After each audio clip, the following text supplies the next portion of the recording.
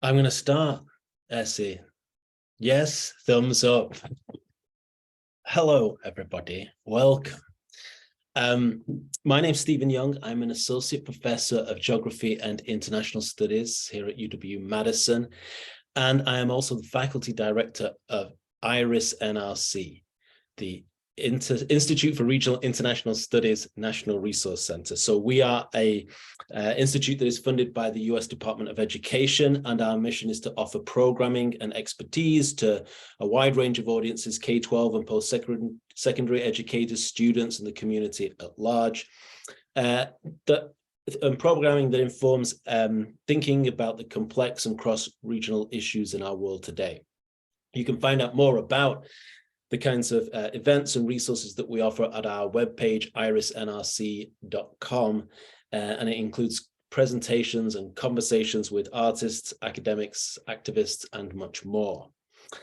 Today's event is being co-sponsored by the Havens Wright Center for Social Justice, the Center for Southeast Asia, and the Department of Anthropology at UW-Madison. So thank you to all of those co-sponsors. You should go and visit their websites and give them a follow on the socials. Our assistant director, Essie Lenchner, is running the tech support today. So if you have any challenges, you can use the chat function to contact her. We'll be recording today's event and sharing the recording via email with the people who registered but cannot attend at this time, but you'll only show up on the recording if your microphone is turned on to speak. Before we move to the main event, I want to acknowledge that the University of Wisconsin-Madison occupies ancestral Ho-Chunk land, a place their nation has known as Dehcho since time immemorial. In an 1832 treaty, the Ho-Chunk were forced to cede this territory. Decades of ethnic cleansing followed when both the federal and state government repeatedly, but unsuccessfully, sought to forcibly remove the Ho-Chunk from Wisconsin. This history of colonization informs our shared future of collaboration and innovation. And today, the UW-Madison is committed to respecting the inherent sovereignty of the Ho-Chunk Nation, along with 11 other First Nations in Wisconsin. Okay. So today's event, I'll give a little backstory because I'm at least largely responsible for bringing this mighty tome into your good people's lives. So as some of you might already know, our center runs virtual book clubs, usually sort of 2 a semester. And usually we pick a novel or a slimmer academic book.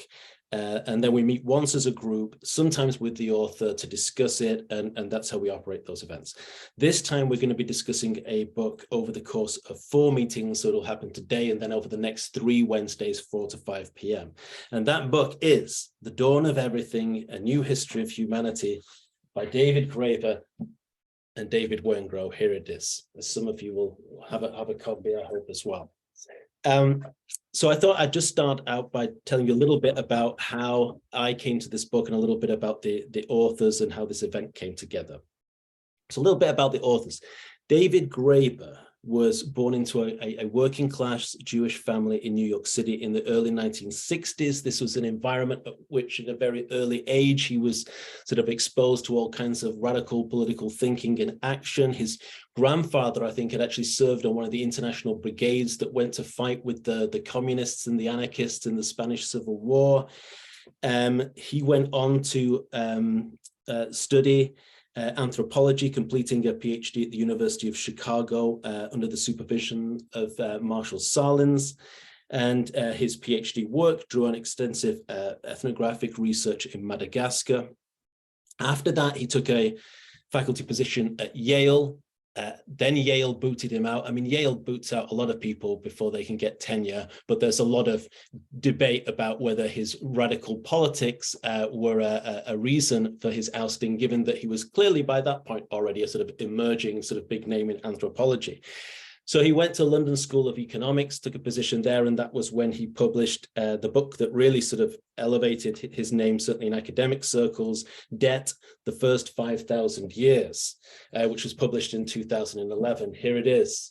There you go. It's also a fair old read to get through. So that is also, it's a sprawling, ambitious book. It covers how societies in different parts of the world have been divided into debtors and creditors, and the kind of moral and political struggles that have emerged around debt, and whether certain debts are legitimate or not. And the book, and Graeber himself gained further prominence, you know, in the ensuing years, partly also because he was very involved with the Occupy movement, which of course was very focused on issues of debt. And he is credited by some with developing this "We are the 99% slogan. He likes to say it was all a, you know, collective effort that, you know, everybody sort of contributed towards this. So it's around about that time in the Occupy protest that he met David Wengrow, who's a professor of comparative archaeology at the University of College London, working on North Africa and the Middle East. You'll be relieved to know I know very little about David Wengrow, so a shorter introduction here. But basically, they exchanged books, they talked about their ideas, and they ultimately decided to start working together on the project that became the book that we're going to be discussing today.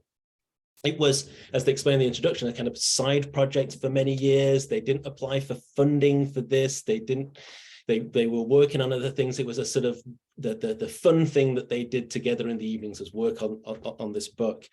And then they were able to, you know, and in the meantime, David Graeber is also publishing other kinds of works, Bullshit Jobs being perhaps his most noted book around that time. But they completed this manuscript in the summer of 2020. Very sadly, David Graeber passed away just a few weeks later, before the book had actually appeared in print. And so that is why, you know, there's, you know, this the acknowledgements and the foreword in this text are now just written by David Wengrow.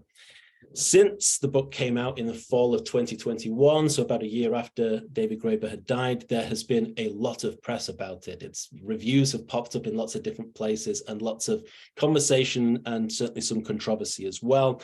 Some of those reviews we've also put on the webpage for the book club at the IRIS website.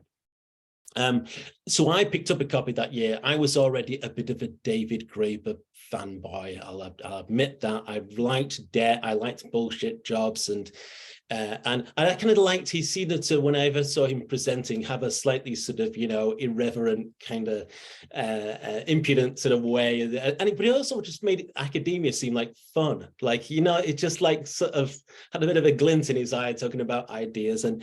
And so I was really excited to read the book. And so I read it, and I got completely lost at times. I laughed at some points. I thought, oh, they're putting little jokes in here. Some of it I found really interesting. Some of it was provocative. But a lot of it, I thought, I don't really have the qualifications to fully kind of say, like, what is this dispute that they're, you know, wading into, and how should we make sense of their interpretation of the evidence? So after I finished the book, I thought, I want to do that again, but this time I want to do it with some people who can help a little bit with that, with people who have some expertise in political science, in history, in archaeology, in American Indian studies, in anthropology. So this is where this idea for a book club really came from. And since then, Nam Kim, a professor in archaeology, was particularly important in giving me some encouragement to pursue this idea, and a number of colleagues and faculty have offered to drop in basically to these sessions and add some sort of thoughts to start our conversation. It's a book club though, so we want to hear from lots of different people. So let us get started with the first couple of chapters of the book today. And in a moment, I'm going to introduce our speaker for this week. But for those of you who have opened the book, you will know that they start out in chapter 1 by talking about how there has been this sort of explosion in books about inequality in the last 10 years. Okay, you know, not something that was made, you know, poverty was more the you know, sort of important political topic previously, but especially in the wake of the financial crash in 2007, 2008, lots of books about inequality. Initially, some of that, you know, the Thomas Piketty and his collaborators tracking historically over hundreds of years, distributions of income and wealth in societies within and between different countries. And then a lot of books trying to explain, situate that in a longer history, you know, what causes inequality, what were the origins of social inequality. And they're arguing that there's basically two stories, two well-established kind of narratives that those explanations tend to build on. One is Rousseau's Discourse on the Origin and Foundation of Inequality from 1754. This idea we used to live in this primordial state of bliss and small bands of hunter-gatherers, and then came agriculture and settlements that grew into cities and private property, and then the state and bureaucracy and all kinds of freedoms that we lost in the process, you know, without really realizing it. And people like Francis Fukuyama, the political scientist, people like the geographer Jared Diamond with his guns, germs, and steel tend to sort of tell this similar story, this sort of evolutionary arc of human history. And the other story, though, can be traced to Thomas Hobbes's Leviathan, they argue, published in 1651, and this idea that, you know, life, yes, we used to live in these smaller bands, but life was isolating and it was nasty and brutish and short, and what we needed really was the institutions of private property in the state in order to be able to sort of to be able to tame our baser instincts and to be able to sort of create more peaceful societies. Their example of how this gets reproduced, Steven Pinker, goes the evolutionary psychologist. Don't worry, he always says, you know, you think that everything's terrible if you read the newspapers, but everything's actually getting better. People are living longer. There's less wars in the world. There's, you know, it's actually less poverty in the world. It's a good story. So what are we to make of some of these arguments? Well, again, I don't really know. I've never read these kind of European philosophers. I should have, I know, I probably pretended that I have, but I definitely have not. So the aim of this book club was, let's find someone who can. So my colleague Chenard Chiklos remembered a grad student of our program who has gone on to become a professor. And this is how our event today came about. So Katie Robidiak is an assistant professor of political science currently at Hood College, formerly at Boston College, but again with an MA and PhD in political science from our own institution. And she has broad interest in the history of ancient thought, history of ancient through contemporary political thought, and has been working on a project focusing on the Renaissance and early modern political theory, including European writers from this period, such as Machiavelli, Hobbes, and Spinoza, thinking about how they value human creativity as a basis for political equality. So we sent Katie this nice email, and she responded, and she's here, and I'm so grateful. And I'm going to hand over to you, Katie, so that you can maybe share us some of the ways in which the book sort of stimulated your own sort of thinking. Yes, thank you so much, Stephen, for that wonderful introduction. It's so lovely to be here back at virtually at UW-Madison with you all for a public book club discussion, and to see some familiar faces and colleagues. I'm so honored that Chenard remembered me from my time as a grad student, and I see some other colleagues, including Elaine Stroud, who is a Hobbist as well. So there's a lot of wisdom to harvest in this room. And just to reiterate, I'm a political scientist. My background is in political theory. And so I definitely am not an archaeologist or an anthropologist either. And so it's going to be wonderful to really spend most of our time in discussion about chapters 1 and 2, and really draw out all the many threads and many arguments that I think are going on in this text, as many of us are grappling with it. So I'm going to take a few minutes to reflect, if I understand my task, on the main argument, one of the main arguments, at least, from chapters 1 and 2, and spend a little bit of time on the characterization of Rousseau and Hobbes as part of that. All with an eye, though, to opening up questions for discussion as I go along, so that we can indeed harvest this wisdom that everyone's bringing to our discussion today, and maybe have some of that fun that Stephen talked about, that I'm hoping is true of academia in the future. So in chapter 1, and for those of you who read the book, or who haven't read the book, this would maybe be a review, but the authors claim enough thinkers look to descriptions of human history and related conceptualizations of human nature to explain contemporary problems like social inequality, for example, one of these big terms that they raise throughout these couple of chapters to problematize. Enough thinkers are doing that, looking to the past to think about the present, that it's a worthwhile project to take such descriptions and conceptualizations seriously. And so there's an initial claim here that we can open up about the effect that ideas have on reality and material reality, how ideas matter. And they're starting off with the claim that they really do.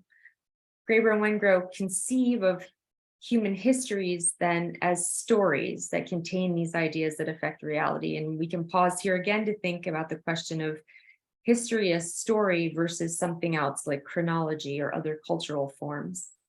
But they're really invested, I think, in telling stories and history, thinking of history as story based on evidence that fluctuates in quantity, in quality, in intelligibility. And they start the entire book, that big tome. I'm reading the electronic version, so I don't have that in front of me, but Stephen raised it earlier, this big tome with the statement that most of human history is irreparably lost to us, in fact. And so we tell these stories in light of a lack of evidence in some sense, and they seem to think that today's wide gap around the world between the haves, as they call them, and the have-nots, especially in terms of individual wealth, and this is the part of their story that I really want to push on, because I think it's the part that they want to draw out when they are thinking of the differences in these first two chapters between Indigenous North American thought and European thought. This difference between the haves and have-nots in terms of individual wealth is a power differential.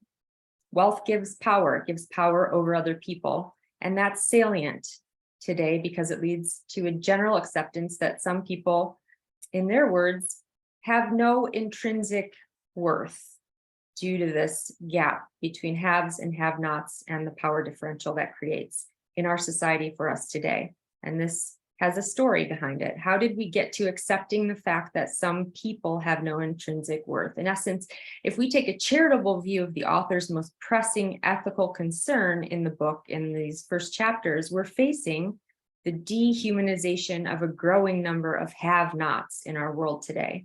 And this has come out in some of the other work on inequality that Stephen mentioned earlier. So how did we get to the unbridgeable gap between the haves and those have-nots suffering this perilous dehumanization?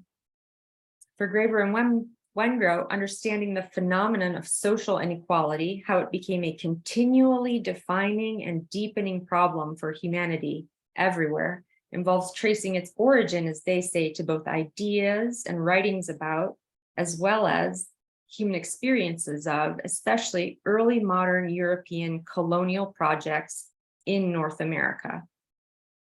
Their aim is to then, in their words, gradually build up an alternative narrative that corresponds more closely to our current state of knowledge.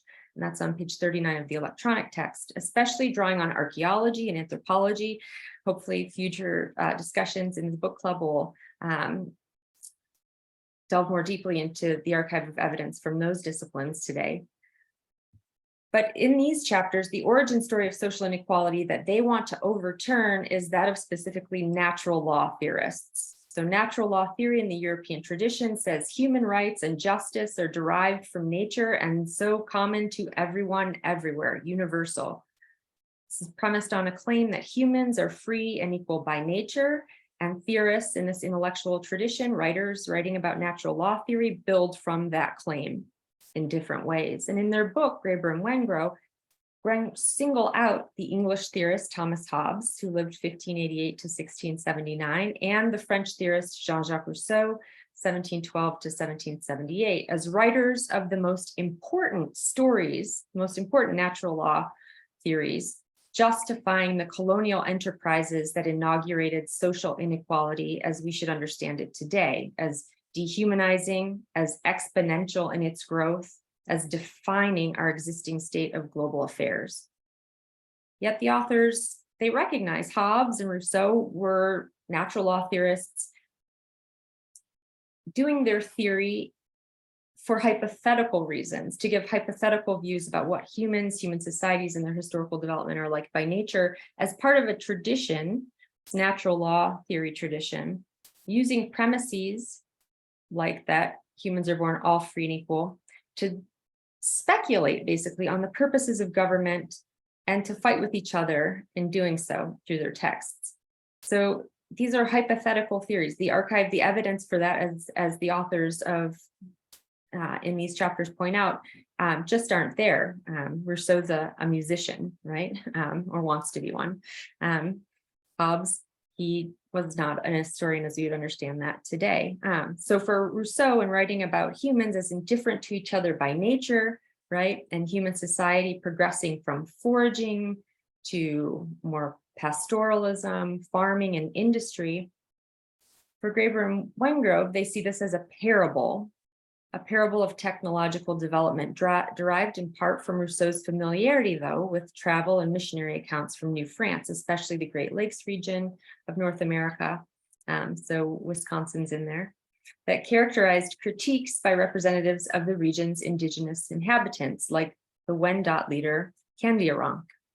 Graeber and Wengrove claim that Rousseau's encounter with indigenous characterizations by other Frenchmen, in his case, led him to then explore a fundamental paradox of human politics, how it is that our innate drive for freedom somehow leads us, time and again in their words, on a spontaneous march to inequality. And the answer for Rousseau resides mostly in the conceptual and perhaps the real privatization of property. Now, this privatization of property is also central to Hobbes' theory. As the authors write, for Hobbes, in his book Leviathan, the primordial state of human society would necessarily have been a bellum omnium contra omnes, a war of all against all, which could only be overcome by the creation of an absolute sovereign power. On page 26 of the electronic text, if you're interested in that quote. What are they saying? They're saying, for Hobbes, the state is what allows us as individuals to have exclusive rights to private property through law and its enforcement, meaning that an individual can exclude all other people from their possessions. All other people are excluded except the state itself, the sovereign itself, that is. And it's precisely that sovereign state Hobbes sees missing in America when he mentions it in Leviathan. So there's a fundamental rule for the privatization of property that comes out in the natural law theorist story about justifying colonial projects in a certain sense. Maybe not always explicitly, but it is there in their text. And this gets us to chapter 2, where the authors critique Rousseau on the basis of the very written accounts that inform his own writing about what humans and human society are supposedly like by nature. As we read, the character, Candiaronk, is featured in an 18th century dialogue by the French writer La Hontan. And the character of Candiaronk is critical of the effects of wealth on power. The value of wealth in European societies produces arbitrary dominance and thus social inequality. This obsession with private property, in a sense, is what is allowing for the acceptance of these structures of social inequality that Stephen alluded to earlier in setting up these competing stories. So Candiaronk in the dialogue says, and why do we refuse to allow money into our communities? The reason is this: we're determined not to have laws, as the authors point out, of a punitive nature on page 71 of the electronic text.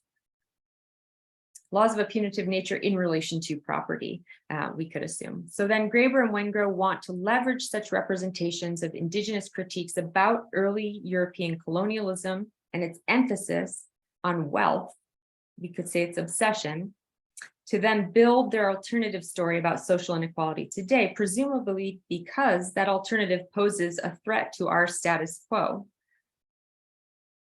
And so to finish, one question we're left with after chapter 2 for possible discussion is why Graeber and Wengrove think it's necessary to even address these European texts in an alternative story at all. And I'm sure that plays out over the rest of the book, if for those of you who've already read it. But why do we even need these natural law theorists? Why do we need to start in the early modern European natural law tradition, which extends back further in time and goes forward to today? So that leads to the question of why push on Hobbes and Rousseau at all? And this might be just reproducing a phenomenon that the authors of The Dawn of Everything are criticizing, using an indigenous critique to then promulgate European colonialism. Other questions we could ask include the criteria for the author's selection of Hobbes and Rousseau as specifically representing natural law theory, and not talk about kind of the social contract elements of their thought, republicanism, or other theoretical ways of interpreting their work. And finally, given my work on Hobbes, it seems like they focus in the chapters we read, or they do focus on Rousseau and Rousseau's story in terms of justifying colonial enterprises. But it might be that we should think about Hobbes' hypothetical war of all against all and his theorization of humans as conflict prone as an even more potent justification for colonial projects in some ways than Rousseau's conceptualization of humans as non-threatening to begin with, right? The kind of stupefaction of humans by nature that allows us to see them as non-threatening when thinking about colonial dominance or domination. So Hobbes seems to maybe be a better justification for colonial enterprise than Rousseau. We can talk about why that may or may not be the case. So those were some thoughts I had just to get us started, and I look forward to our discussion. Thank you so much, Katie. That gives us plenty to get started with. And so at this point, I'm simply going to say it's a book club. Who'd like to offer some thoughts, some reflections in response to Katie's questions and the text more generally?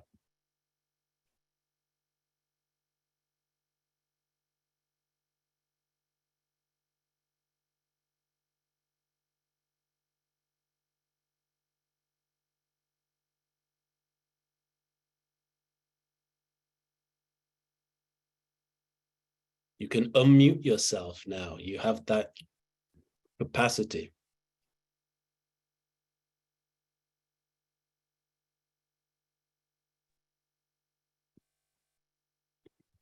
Yes, Elaine. I just have to say, I just started looking at this book today, and I kind of read through chapter 1 and a little bit of chapter 2. And my primary interest is in Hobbes. And I was more focused on the idea that they said that that perhaps social inequality is not inevitable. And I thought perhaps they were going to show by some kind of different kinds of thinking how this could be the case, that that it was inevitable. And I think my answer was that the inequality is inevitable. And I am thinking of physiological basis. I mean, it looked like they were going to try to give scientific evidence, but I couldn't find much in terms of what they were talking about as a new approach. And I think for Hobbes, there is an inherent inequality because people are inherently different and they have different abilities, intellectual abilities, to create these ideas. And so the creation of different ideas is only accessible to a more elite group of people who can think creatively as, these hypothetical status of the state of nature. So anyhow, I don't know where I'm going with this, except that I was not very satisfied with trying to see in those first 2 chapters how we how they were looking at this pattern of social inequality in a different way. And one thing that did occur to me, and I thought the book was going to be about, was that the typical, great man theory or the idea of Western civilization is based on kind of a continuum, a historical continuum, a timeline that either goes straight from there then to now and to the future, or perhaps is slanted upwards in terms of improving, but their sense of time. But there are other cultures that don't think of time that way. And I thought that was going to be the focus of the native culture, that there's more of a cyclical nature, not necessarily a continuum of time. So anyhow, that was just my idea that I wanted to throw out there.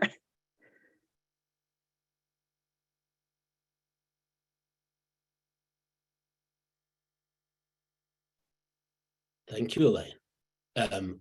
Who else would like to offer? Maybe, and then maybe we can sort of circle back round in terms of asking Katie to reflect on questions that maybe touch particularly on her area of expertise. Yes. Okay, so I thought it was really fascinating, the idea that Europeans were coming over to the Native Americans and encountering this completely different political system, bringing it back to Europe during the Age of Enlightenment. And I think what they talk about in the book is that this whole idea of not having such a different political system in Europe, where they always had like the church leaders or the kings, was brand new to them. And at first I was like, oh, that's really interesting. And then I started wondering if that's actually true. Because weren't there like peasant rebellions and other things, Martin Luther, where people were starting to break that down? That's just sort of my question there.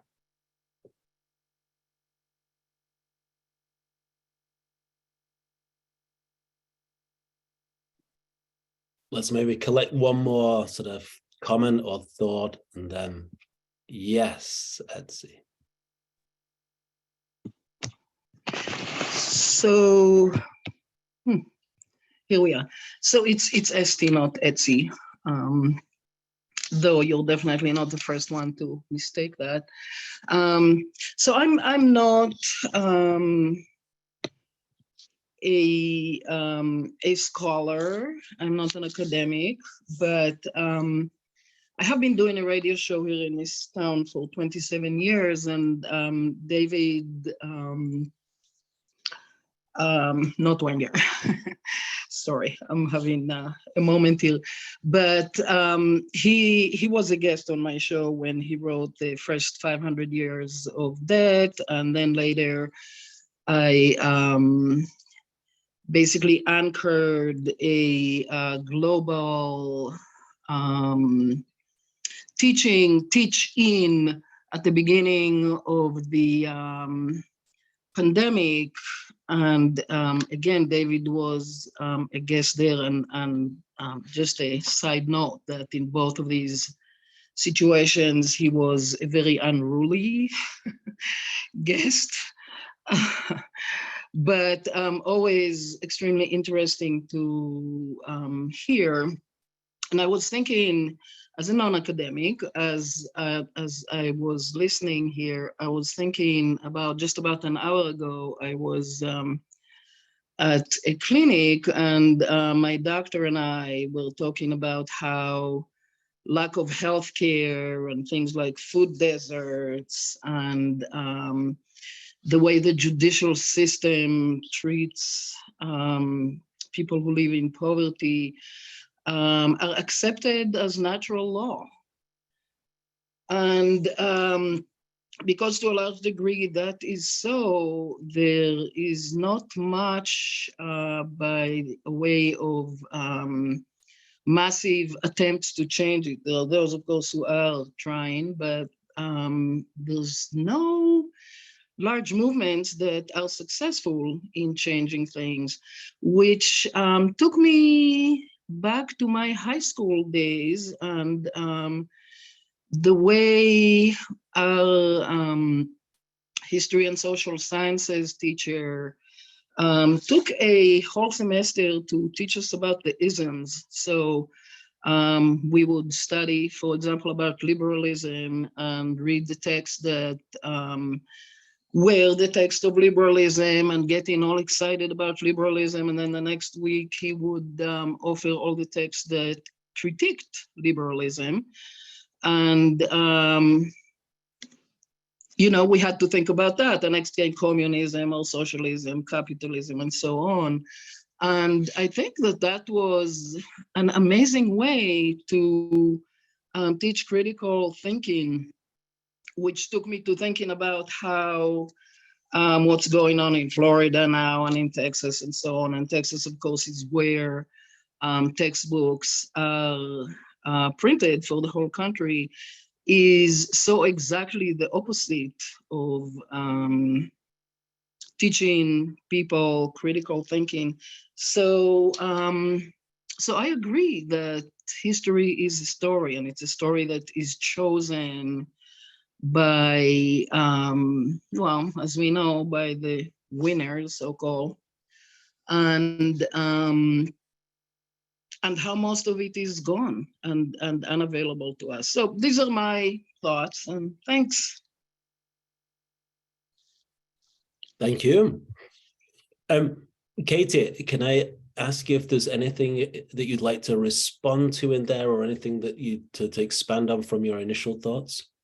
Yeah, and this is exciting. Thank you, Stephen. So to, I think, Elaine's point earlier about Hobbes, as a fellow Hobbist, and Hobbes on human difference, it comes down to kind of his mechanical materialism, for those who haven't gotten down into the weeds of that. Basically, you know, we're all matter in motion, and you know, and it makes his scientific view of what humans are define or give rise to what he thinks humans are like by nature. And so we do have differences in capacity given our physicality. And so there's this element of inequality when we talk about human inequality that I think in the book, Graeber and Wengro really, they say, you know, we've studied these archaeologists and anthropologists have studied different societies, and there have been these differences, right, these inequalities. But I think the reason I'm pushing on wealth in my comments is because they're really pulling on this thread to say this is a difference that, you know, in our representations, indigenous representations in European texts, this is something that the Europeans themselves kind of pull out, is this value of wealth in terms of really mattering for human difference and for how we think about equality and inequality. And so I think that that points to then, you know, and that's not to get into kind of indigenous theories of history as well. So back to the question of, I mean, why do this work to kind of set up an alternative story to these natural law theorists instead of be inductive and go to indigenous archives and indigenous scholars and do this work simply from there? And I think they want to say something about the influence of natural law theorists, but do they have the same kind of cachet today academically and in other places where we're thinking about human societies than that they did in kind of during these colonial projects, the era of colonial projects in early modern history? And that's to Sola's point about, weren't there egalitarian movements in Europe? I mean, in Spain, there's the Comuneros. We've had all of these kind of Republican thinkers throughout history. Aristotle, Cicero, you know, you can name these other names in terms of thinking about republics and kind of regimes of political equality in a certain sense. And so I think Martin Luther was brought up, but we've had the Comuneros in Spain, and I know the authors were involved in Occupy, and there was, you know, in Spain, that was a movement. So there have been within, I mean, kind of indigenous to Europe, egalitarian movements. And I think that it brings up a good point. If that's kind of sidestepped as folkloric or kind of an epiphenomenal, we have these structures of hierarchy in Europe, according to Graeber and Wengrow. And, you know, then we'll have a carnival that kind of upends those structures, right? So we crown the May Queen so that we can dethrone her, and we have, but that's just all symbolic and fun, and it's kind of to let loose so that we, you know, then can go back to playing by the rules for the rest of our daily lives after we have the feast, so to speak. So so I think that's a really important point to kind of delve into. Are these egalitarian movements within Europe epiphenomenal, or are they actually, right, we're thinking about in light of the narrative, the meta narrative that the authors want to set up for the dawn of everything? And then, yeah, I guess I would say to Esti's point about history as story, what do other people think? I mean, are there other ways of doing history, thinking of time? And can we do history without stories? Is it like total surveillance? We just, everything's on video. We don't have to have any interpretation. We have the video. So just open the floor to that. Thanks, Katie. Other comments in response, or just things for us to be thinking about in relation to these opening chapters in particular?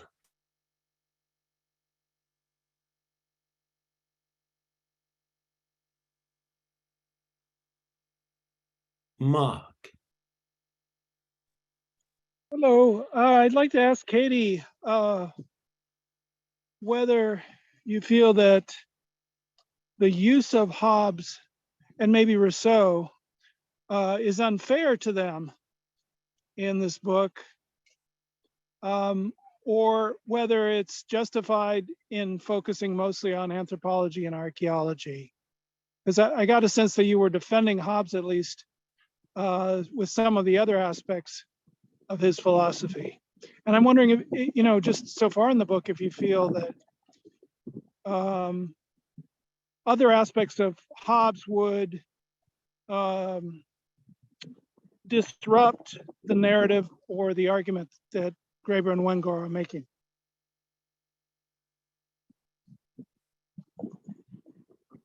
Great, yeah, I'll jump back in. Thanks, Mark.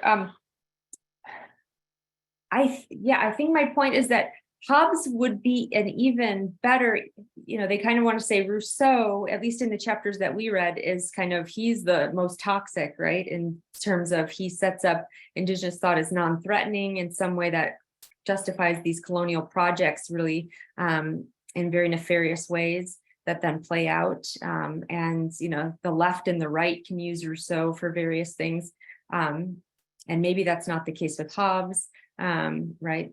Maybe he's used less across the political spectrum in different places and times, but I think he's maybe, that's a good point, would he upend their argument? Because I think his view of human nature as a war of all against all, where you live in a sovereign state and your sovereigns are still in this state of nature where they're in a war of all against all, that justifies colonialism in a really real way, to say that, you know, my state is in a state of war with your state. So in terms of international relations, and this is where political science and realists can jump in here, we're all in a state of war. So, I mean, I can conquer you for various reasons if I feel justified in doing so. So I think he's even, I don't know that I would defend him, but I say for their purposes of looking at these thinkers as justifying colonial expansion, Hobbes is just as toxic, to use that word, the word they use in the book, as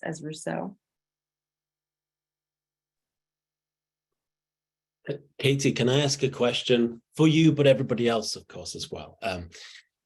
Which is just that it strikes me that one of the more controversial aspects of the book, particularly in terms of chapter 2, is this idea that Graeber and Wengrow are going into this territory where they're trying to say that, you know, historians and political theorists have tended to ignore the influence of indigenous thought, of this indigenous critique as a kind of key catalyst for, you know, these ideas about social inequality and the sort of broader kind of debates that we associate with the Enlightenment, and think of it as being very much sort of European in their origin.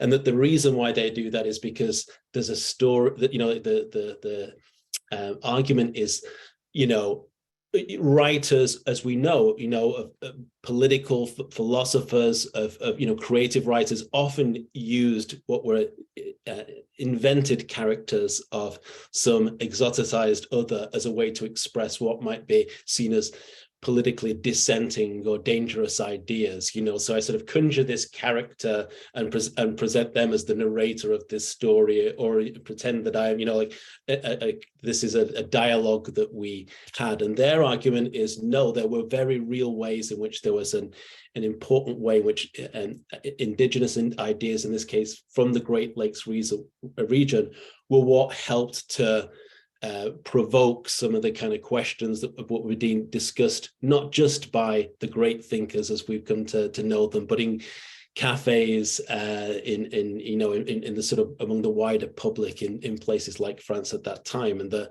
you know, an account of the Enlightenment has to think about Europe, but also has to think about these other kinds of influences, global, that were an important part of that. Is that, I mean, I guess my question, it sounds so flat-footed, but do you buy that, I guess is kind of my question, or is it original in that sense? You know, I just got my copy last week of Graeber's latest posthumous book, because he had one more manuscript, which is called Pirate Enlightenment, about Madagascar, returning there, about the influences that Madagascar had on sort of European political thought during that same period of time as well. So clearly he has an interest in trying to unbound this kind of political moment. Yeah, just any thoughts on whether that matters? Yeah, and I don't want to claim any expertise on comparative political theory or kind of the influence of indigenous thought on these thinkers in really kind of ways that we can trace, although, you know, as Graeber and Wengrow point out, Rousseau would have been familiar with some of these texts, and they circulated, what the Jesuit kind of works circulated widely, and the printing show they were popular, and, you know, in the library holdings show they were popular. So that we would think that European ideas are sui generis and that they weren't influenced by the colonial project. That seems very plausible to me. And it's, I think there's a lot of great scholars probably doing that work. There's a whole movement in comparative political theory to do that work and show which direction the arrow goes and show the influence of ideas in terms of intellectual history. And so that seems really great. And that one thing I really liked is that they were trying not to set up representations of indigenous characters as fantasies, but to say that they, you know, that we have historical information about the reality of these as humans who interacted with others and communicated and were taken seriously in terms of disputations and things like that. So yeah, I'm totally on board with that project. I don't know how, to the extent they prove any of this, right? They raise kind of these wonderful points about not fantasizing an exotic other from nothing, but at the same time, you know, that raises the question of evidence as well, that they point out. How much evidence do we have for these interactions? And then what is the archive that we're building this story? And I think in the chat, someone is saying, yeah, we have to have story for history. Brandon, if you want to jump in, you know, but how do we build stories? Whose voices are heard? That's always the question, right?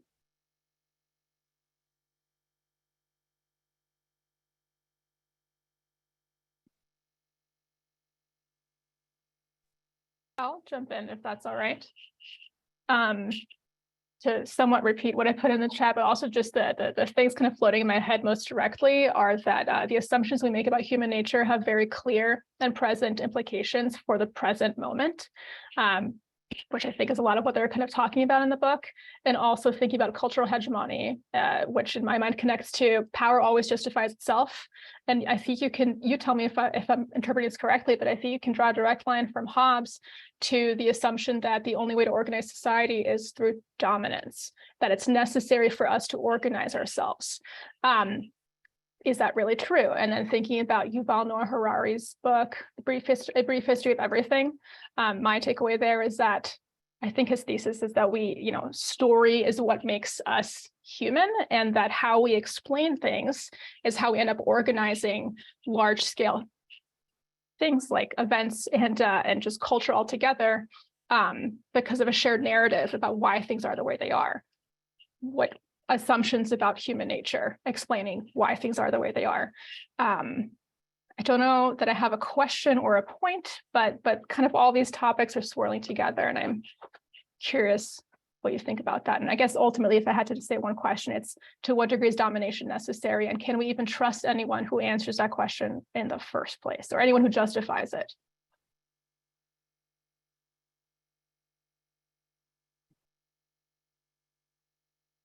I have some thoughts. So here's what I would say into that in terms of my reading of the book, not wanting to give away spoilers for chapters 3 to 7, but there's an interview online actually with what's he called, the sort of tech guy, right winger, Peter Thiel is his name, I think, who's Silicon Valley type venture capitalist, in a debate with David Graeber, because that's the kind of thing that he did. And they're discussing these ideas, and Peter Thiel says basically, oh, but come on, I mean, tell me, point to me any society that does not have these kinds of hierarchies where, what did they ever do? Did they ever put a man on the moon? Did they ever build anything? Show me any kind of society where that is possible. And in the opening chapter of the book, they talk about how, Jared Diamond says, here's the bad news. If you want to live in a more, we might lament all these aspects of modern society, but if you want to live in a more equal and free society, you're going to have to find some small band of hunter-gatherers still existing somewhere in the world and go live with them, because it's just not possible in more complex societies. The project, I think, of this book, and what prompted that kind of interest in doing this kind of deep history and integrating this and synthesizing new work in anthropology, is to basically try to convince us in chapters 3 to 7 that the new evidence tells us that these kinds of speculative sort of essays and thought experiments, as Rousseau characterized his own sort of essay, need to be updated, because what we actually see if we go back in history is that over thousands of years, there were a lot of different ways, a carnival parade of different, as the authors put it, of different ways in which societies organized themselves, structurally, and then flipped that seasonally, sometimes, or flipped that because hierarchies became weren't supposed to be so intense or durable, and that basically our deep ancestors were capable of self-consciously changing the ways in which they organized their societies, including when those settlements grew into what we would call, what archaeologists, I think, in the book call mega sites, but what the authors want to say we might as well think about as cities. So they grew to hundreds of, over tens, or in some instances I think they're talking about cases where it's 200,000 people, or whatever, and they organized themselves in a way that was not. There isn't this inevitability of more.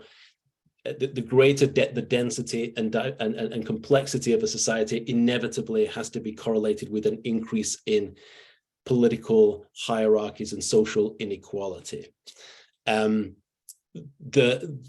Whether that's convincing, it depends on, I think, our reading of the evidence with the help of our friends from archaeology next week as well. But I don't know if Katie, you have thoughts on that as well. Yeah, no, that's wonderful. Because it's really was something I was thinking was, why do we need this Hobbes and Rousseau story? Are we are we trying to preserve something of the premises, the theoretical conceptualizations and premises of all being born free and equal and some kind of universality? And then Graeber and Wengrove are trying to give us to update that tradition and say there's something worth preserving and thinking about humans in a way that none of them would be dehumanized in a certain sense. So there's a way in which we can recuperate natural law theory to be universal if we synthesize this new archaeological and anthropological evidence. Or is that not how we should think about theory? It should be inductive. And then back to my question, do we need these authors anymore and their stories? To Essie's point, if stories make a difference for us, why don't we just be inductive at the point in history that we live in now and say to Graeber and Wengrove's really compelling point, humans are creative. We've lived in different configurations of community, and we can see organizational structures that are flat instead of hierarchical, and how authority can be, we can decide to do authority different and to live together in different ways. I mean, why do we need these theories? Are we just putting them on top of evidence and it doesn't work? Are we trying to reform them so they fit the evidence, or should we be using what we know now to do more inductive theory building? And so I think they raise it raises a great point about what these theories are for, how they relate to the stories we tell ourselves, and if we need old theories. Yeah, that's a great point, Katie. And I think that, one of the things they note in the book is a lot of these grand theories were not written by people with real expertise in archaeology or the deep past. Jared Diamond's a geographer, Pinker's an evolutionary psychologist, so for them, it's a case of, well, have they been really looking and sifting through all of this new evidence that is coming out within these fields? And if people do, that they tend to sort of lean towards, in the case of what is often a kind of fairly thin evidence, lean towards an interpretation that fits with those sort of meta-narratives that we've been left with. And I know there was an interview with David Wengrow in which he just described this book as, in some ways, it's just like some brushwork. Like, we need to clear away the meta-narratives that we have right now, so that we can see and think inductively, as to your point, Katie, about maybe a more complex, non-teleological account of how things have changed over the course of history as well. It's really compelling. If I might add just a quick, since you said that they weren't necessarily experts, that expertise too is something that depends on the time and the place and the society. Expertise changes. What was true and God's word yesterday has been disproved and thrown out of history today, except that sometimes people like the Republicans are taking it back and bringing it back. But expertise is a limited concept, I think. Mm-hmm. Mm-hmm. Yeah. I see that we're at time. We're at 4:59. I have 30 seconds basically to say thanks to everybody for coming, and I really hope that you will stay with us for all four of these events. As next week we'll focus on chapters 3 to 7. If you can't read chapters 3 to 7, pick a chapter, that's fine as well. And we'll have Sissel Schroeder and Nam Kim from archaeology come and help us work through that. So please do join us again. And most of all, though, I just want to thank Katie Robiadek for joining us and sharing her thoughts and helping lead this conversation tomorrow. So thank you so much, Katie. Thank you for having me. It was wonderful to be with you all, and I really enjoyed our discussion, and I hope to be here next week with you to follow up.